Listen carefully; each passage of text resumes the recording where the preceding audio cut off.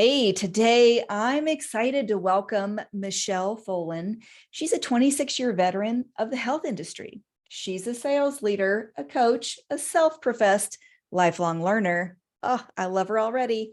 And the host of Asking for a Friend podcast. I can't wait to get into this conversation. But in her podcast, she likes to address topics important to women in midlife and beyond. Hey, more things in common. So Michele is also the director of field inside sales for Astro Pak Corporation that's based out of California. And welcome, Michele. So glad you're here. Hillary, thanks for having me. This is wonderful. I'm excited to be here with you. Well, I think we could talk forever, but let's just go ahead and dig in. What started you on your career from I'll have to edit that out. That's okay. Tell me about your career and what you're doing today. Right now, I am the director of inside sales for a company that does high purity cleaning and passivation. So that's kind of a long story. It's kind of nichey what we do, but I manage a team that is remote all over the country.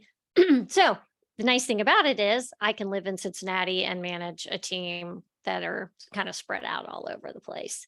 Okay, so you could not necessarily a digital nomad, but remote working and having the freedom to live where you want. I like that.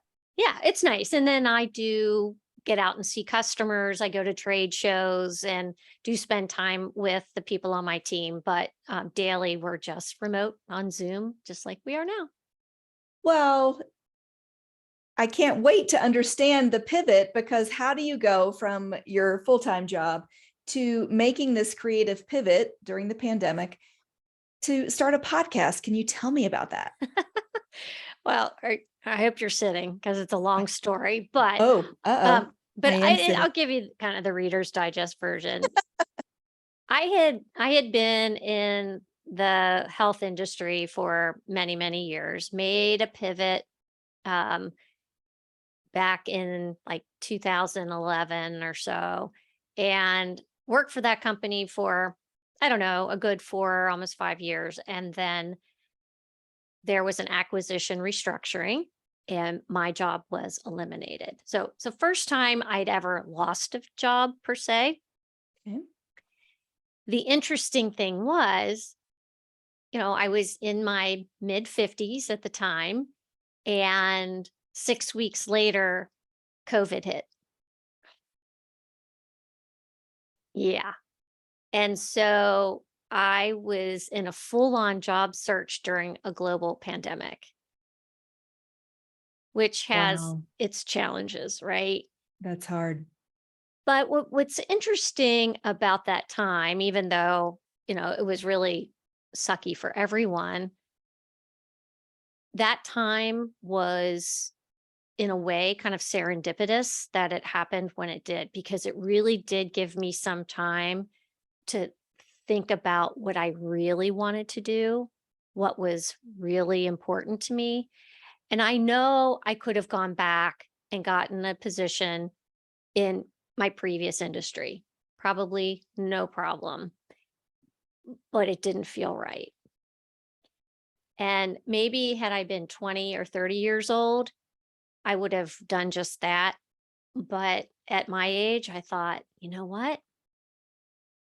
I need to really think about this and be intentional. Yes, intention is everything. It really is. And, the job market was really terrible during that time. There weren't a lot of people hiring. So I really used that time to be introspective, focus on my health, exercise a lot. And I think at one point, I just decided I'm handing this over to God, and I just need to go with the flow here, because I felt that if I was trying to force something, I was going to end up, kind of going from the fat to the frying pan. So as things would have it, I also started thinking about would I be truly happy just working? Was there something else missing? Okay, just, Mm, just how you think, what am I really passionate about? And it was during the pandemic when I started listening to podcasts. I had never, you too, huh? me So too. Yeah, for I sure. had never listened to a podcast before, Me neither. never had time. I was working, traveling 2, 3 days a week. And I thought, this is really interesting. And there was one podcast in particular that I listened to, and I actually have had her on my podcast. And I thought, with my background in the health industry and my love of talking to people, why couldn't I do this? And Exactly. so I formulated my plan, but then I got a job. So I'm like, well, probably not a great time to be starting a podcast when you have a brand new job. The optics on that would be very poor. And so the job that I got, it was just, how when you're in an interview or you're talking to someone and you just have that immediate connection Yes. and you feel this vibe about the company. And then everyone I spoke, because I interviewed with 4 or 5 people throughout the interviewing process, every single person, I'm like, what a great person. What a just, what a nice company this is. And it took almost 11 months, but it was so worth it. You mean the hiring process took Yeah. 11 months? Yeah. I mean, Oh, not the hiring process, but it took 11 months because it was just during COVID.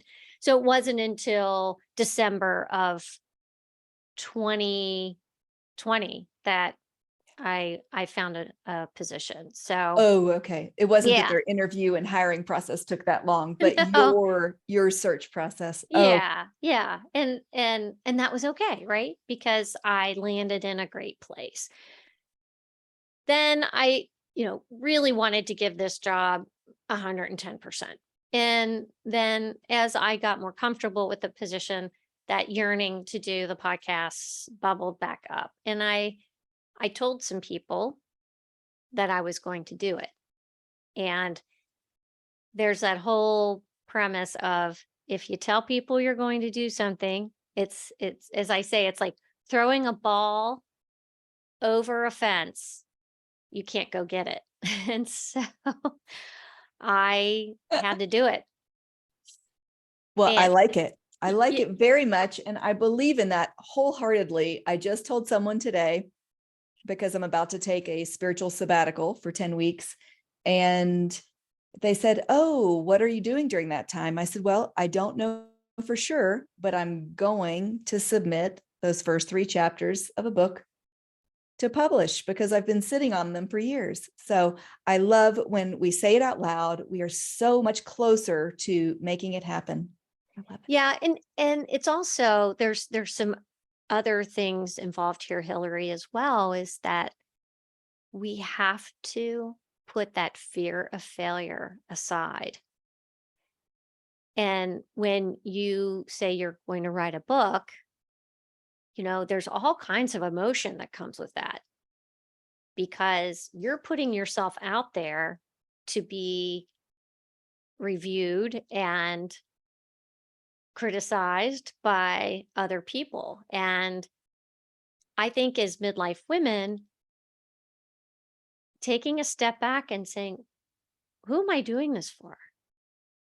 I'm doing this for me, right? And then what I hope is that somebody else, one other person, maybe 10 other people will find some joy in it or benefit from it. And I think that's the perspective we have to take when we take risks and put ourselves out Yeah. there. Well, absolutely. And because I've had this particular book on my heart for so long, one of the things that freed me up was it might not be the only book I ever write. And you know what? There's a lot more than just writing the book. It's getting it published and getting it marketed and sold. It's a huge process. It's like giving birth, all over again. And so realizing that the people that we are serving, they need us, they're waiting for us. They're waiting for the podcast to hear that message that they can do this. They're waiting to know that other people are afraid and we're moving forward anyway. So when did you start your podcast? Almost a year ago. Okay. And I just did a Instagram reel. I haven't put it out yet, but it's about, oh my gosh, it's been a year. And what I started out to do was really, it was a creative pivot for me. It was like a creative outlet. But what I have found, Hillary, is that I'm interviewing these women and men too, but mostly women. I'm interviewing these women who are doing amazing things. They're in their 50s and 60s and they're going on a diet pilgrimage basically and getting themselves in shape. They're writing books, they're starting coaching businesses. They are amazing and inspiring, and I am so fortunate that I'm getting to meet these people. And then the other side of that is the health and wellness focus that is near and dear to my heart. And, I call it asking for a friend because if I have a guest expert that's coming, say it's an OBGYN that specializes in hormones, I'll ask people, hey, what questions would you have for this expert? And I was pleasantly surprised that people will ask questions and put themselves out there, because I often think that women are hesitant to have these conversations with their own doctor because they don't know what to ask. Absolutely. I have an episode coming up on that where I interviewed my own surgeon and I said, okay, doc, what do you want women to know to ask? So I love that you are giving people the opportunity kind of for that anonymous submission.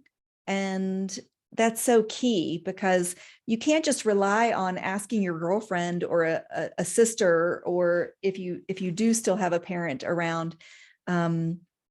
So we need to be able to advocate for ourselves, but if we don't know what questions to ask, it makes it really, really difficult for sure. There's the other aspect too of this, I'll call it invisible woman syndrome. And Mm. that starts to creep in midlife as well, because we are trying to define who we are. We were defined as mothers, caretakers, chef, housewife, whatever it is.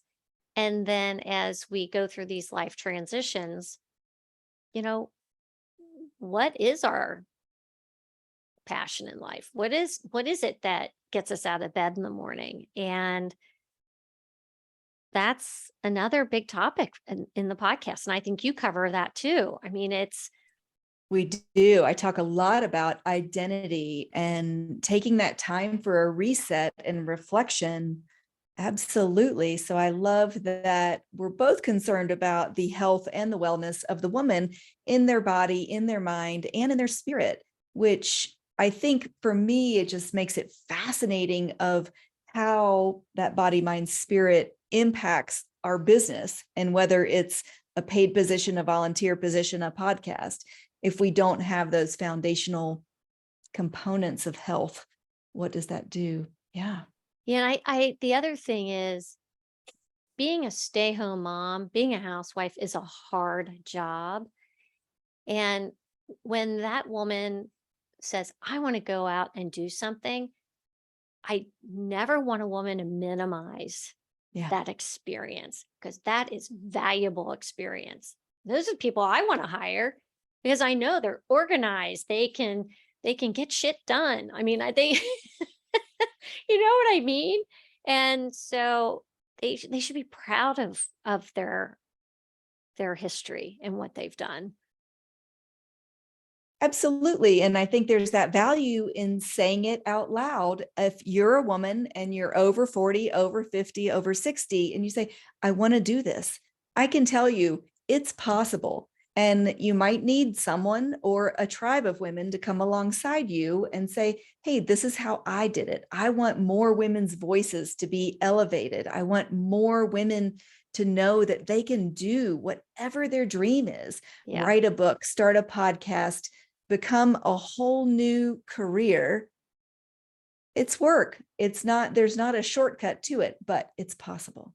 It's never too late. Well, that brings me to the next question. What your platform, asking for a friend, what's your main goal for midlife women outside of the health and wellness that you were just talking about? Oh, I really just want women to value this time of life. Midlife is a great time of life. And we deal with menopause and, hormone fluctuations and no hormones and all of that, the health stuff, but we are in control. We have to ask the questions. We have to take care of ourselves. We have to put ourselves first. My favorite saying of all time is you got to put your oxygen mask on first before you can show up for others. And we're living longer than we ever have. And I mean, we could be around for another 30 years. What do you want those 30 years to look like? Yeah, we could be around for 30 to 50 years. I mean, really. Yeah, And who knows, right? I think it's such a key message because we are at a very exciting time where people are talking about mental health. They are talking about self-care. We are talking about we are going to live longer. How do we want to feel and think and live? And what changes do we need to tweak in our diet, in our exercise, in our choices? Right. And, I want to be able to get up off the floor, which I know sounds like something small, but I cannot tell you, and my own mother included, that had that, unfortunate fall, didn't hurt anything, didn't break anything, but truly could not get back up. Absolutely. And that is something that can be preventable if we start acting now. And that's what I want to get across to my listeners. Fantastic. Because getting up off the floor is not to be minimized. I'm an occupational therapist professionally. So helping people get off the floor is something that we train. And I've even run across strangers while driving across Kansas. And this woman could not get up off the floor. And so I asked her daughter, I said, would you like me to help you? Just knowing that a lot of people are going to be afraid of that. But we got her off the floor, but there were some serious concerns that were Mhm. outside of that. But Yeah. anyway, Yeah. I love that you are a voice for women, that you can do this. Is there anything else you want to share about who mentored you through your journey through midlife? Well, that's kind of interesting because I was not one to reach out for help in the past because I always thought I had all the answers. I'm a 3 on the Enneagram, and it's that I think I want people to have this feeling that I'm successful and that I'm, competent and all those things. But it wasn't until I decided I was going to do the podcast, and I was unemployed at the time, and I did reach out to women who were very knowledgeable in their different fields to get their input on doing the podcast. And some of that was just a vote of confidence, right? That, hey, I'm doing the right thing. Yes, yes, you can do this, you'll be successful, but also to get their input and advice. And that felt really good. I'm like, I like this networking stuff. And I did more of that in my process of looking for a job as well. So now that's opened up the door to me where I want to network with other women. I want to have connections with new women that are new to my life And so a lot of great things came out of that. Fantastic. I'm all about connection. And I think sometimes some people think of networking as a dirty word or well, you're just trying to get me to promote you. And I'm like, no. I'm talking about like connecting and genuinely meeting people that you want to connect with and want to refer because you've had a positive experience with them or you really know the results that they get. So I am thrilled that it's not a dirty word for you. No, and here's the other thing too, Hillary. You have a podcast for midlife women. I have a podcast for midlife women. And we're not the only ones, right? There's plenty out there. There is room at the table for everyone. And I want to be Absolutely. supportive of other women, no matter who they are. And I don't look at them as competition. I try to learn from them and try to make myself better. Well, absolutely, because there's more than one coffee shop in every town. There's more than one pizza place, more than one ice cream shop, and the more places we make for women at the table, then the more women we reach. There's hundreds of millions of women in the world. So there's a lot of work to be done. So Yeah, I'm glad that we can come together for that. agreed. Well, I had some really fun questions to ask you. And let's see. What is your favorite word? I like the word yes because I don't like it when anyone tells me no. Oh, now how do you do though, saying no to others? So you say yes to yourself. Uh, I don't like saying no to other people either. Oh, oh, okay. But I'm getting better at it. Okay. So and that's the whole setting boundaries piece that I think we all have had to learn as We we've gotten are. older. That's right. I'm kind of hoping that elementary schools start teaching boundaries and healthy thinking because wouldn't that save us a lot of work instead of waiting until we're 20s, 30s, 40s, and 50s to start young. That's awesome. Yeah. Really good. So what is your least favorite word then, Michelle? I think can't because I I think even as we get to where we are in life, to say I can't do something feels so limiting to me. And I don't like it when my children say can't. And oh, I can't, mom, I can't do that. I'm like, what do you mean you can't? So but it goes for us adults too. Yeah. There might be another way to say that if like, not right now, or that might not be the best choice for me right now. Right. Or I can't imagine how that's going to turn out. Could you help me? I think there are a lot of other ways, right? Yeah, exactly. Oh, good. Well, let's see. I think this has been a fantastic conversation and I'm so grateful. So, Michelle, how can people find you?